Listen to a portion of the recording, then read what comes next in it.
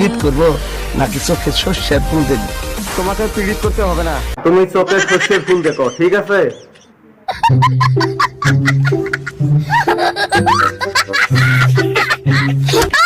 কান্না করলে আমার হাত পাও খালি চুলকায়।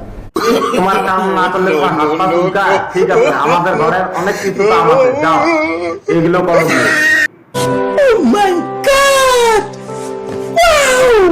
দেখুন, তোমার যাওয়া থাকলে তুমি যাও, আমি যেতে পারবো না। কথা কিন্তু বাতাসে বাসে, বুঝছো? হ্যাঁ হ্যাঁ, আমি সবকিছু জানি, তোমাকে আর এসব বলতে হবে না, ঠিক আছে?